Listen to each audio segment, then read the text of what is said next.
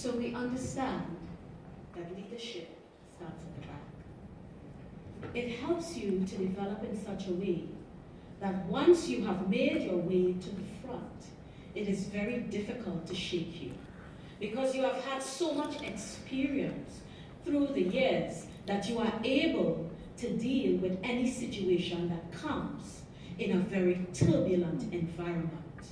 Now, my presentation is going to be a little bit different today, because the world that we are living in is different. It's not the same from the world our parents grew up in, or even some of us. We are being driven by technology. Technology has created this paradigm shift in the world, where it has created a very turbulent environment, particularly for leadership. How does one maneuver in a turbulent environment? And if you look at the diagram we have here, you would see it's this gray area, this whole environment. You have the adaptive human enterprise. That's supposed to be what we used to call the organization. But organizations that were built on models from the past aren't as adaptive as they ought to be. And many of them continue to put policy before people, to the detriment of the latter. Yes. And that should not be so. We find that the individual sits at the center of the society. Leaders trying to maneuver this very difficult environment, considering globalization, because we now live in a one-world economy. There is nothing that can take place in one part of the world that will not affect us. Recently we just had, or we observed from a distance, an election in the United States. And many people were commenting as though they were US citizens. Some were happy, some were sad. We are all connected, and we must be able to collaborate with each other, and especially women, because we're not doing enough of it. We can make strides, and we should be making strides in areas that we continue to lag behind. And that ought not to be so.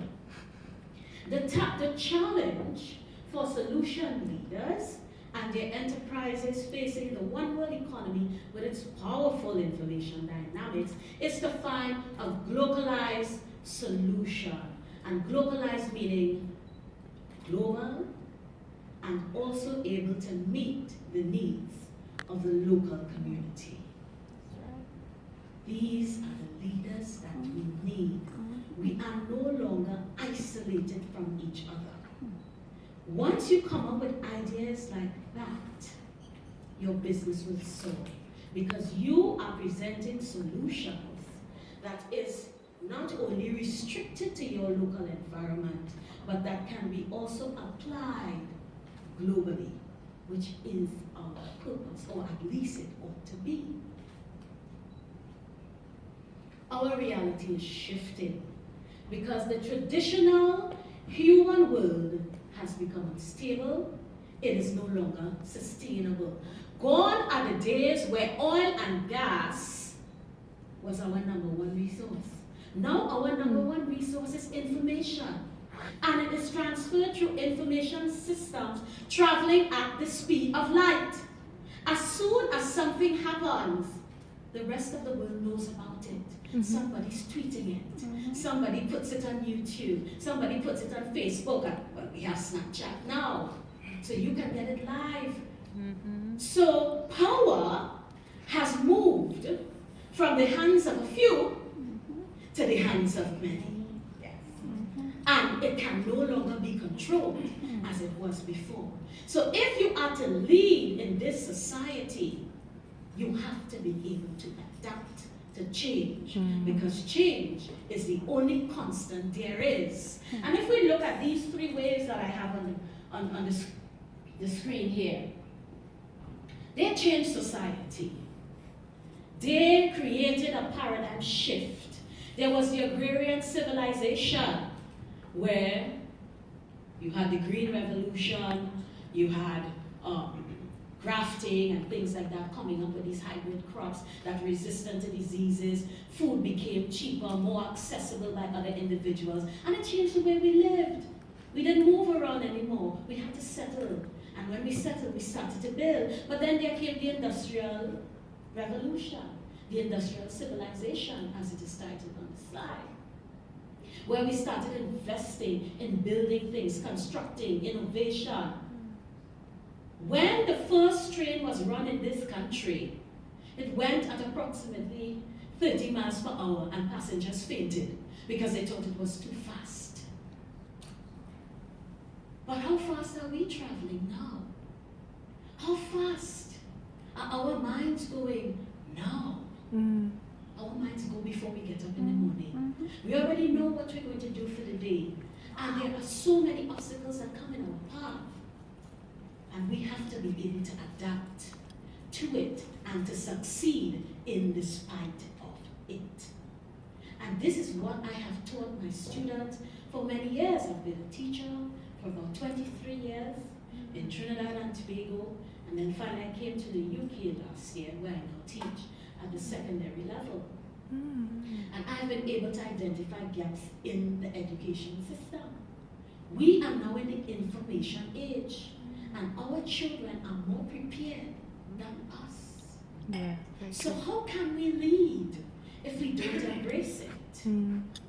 If we don't use it to our advantage?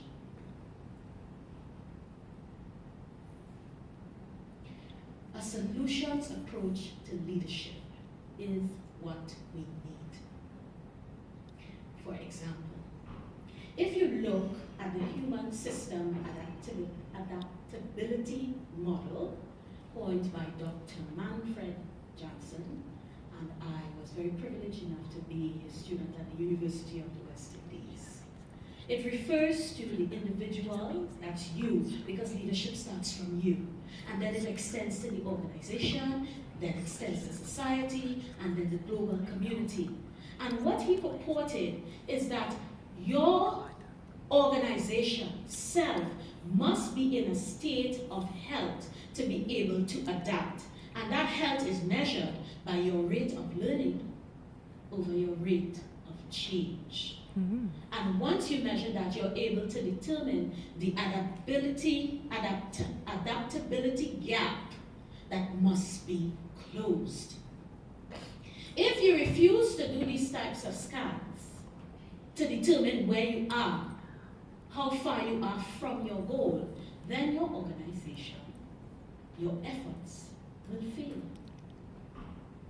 In turbulent times, life-conscious systems, human beings, that's us, must undergo significant change to stay healthy, or we become dysfunctional. We become obsolete. Nobody has use for anything that's obsolete. The phone you bought 2 years ago, do you want it still? No. You want the newest version with more features because it fits better into your lifestyle. And as leaders, we must be able to adapt in this turbulent environment. Now, it's a complex adaptive system environment where the individual is at the center. The individual, the organization. There must be continuous scanning of the environment, the external environment. What is going on around you? What are the needs that must be met? This will lead to constant feedback into the system to maintain your organization. So it's a feedback loop going round and round and round. As you get information, you feedback, you make changes. Thus the term, the customer is always right. Not difficult, but right. Because what they do, they tell you their needs. And your job is not to say, that customer is too picky. He's too much trouble. You need to sit down and analyze that and understand this is a need. This is a gap. How can I close it? Because when you close the gaps, that's when you make progress. That's when people come to you, because you have the solution approach to leadership. Yes. So, adaptive complex thinking is the key attribute. It's system thinking. You must be able to think systematically. There is a way to do everything. You could do it many ways, but there's one way that's best. And your job is to find out what that way is and do it. It's holistic thinking. Leaders must not only think in a linear fashion, but they must be 360 thinkers all around, constantly scanning, knowing what's happening around them, and making actions to suit. Creative thinking. You can't function in this world without creativity. We are creative beings by our very existence, and to neglect that would be a misstep. It's network thinking. You are as strong as your network. No leader gets to a position of leadership on their own. They are helped by others. They are supported by their network. And as they are supported, they continue to support others. It's open-ended. You can't be closed. You can't be closed-minded. I'm not going to make change. This is my way. I'm not going to do it another way. You have to be open to receive new ideas and try new things. Yeah. Engage the entire mind. That's self-explanatory. It involves hindsight and it involves foresight. You look back.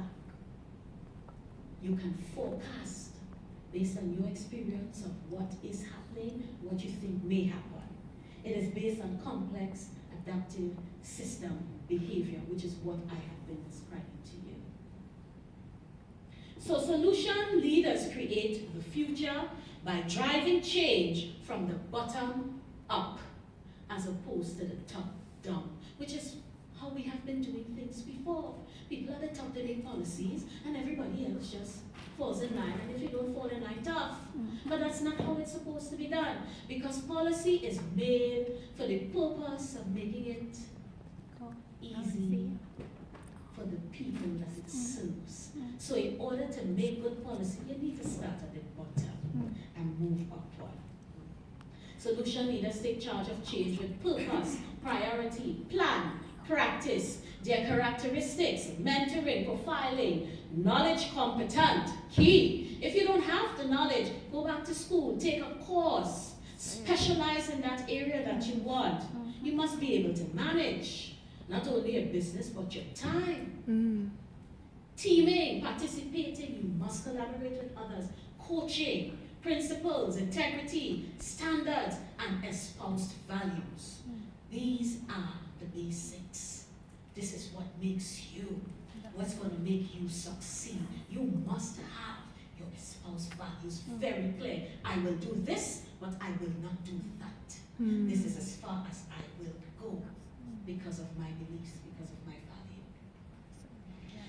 And the result should be a total integrated system with the individual, the leader at the center. It's a conscious system that is sustained by continuous learning. The core of the totally integrated organization is its knowledge service center. That's not one person. That's a group of people. That's the entire organization. That collective voice.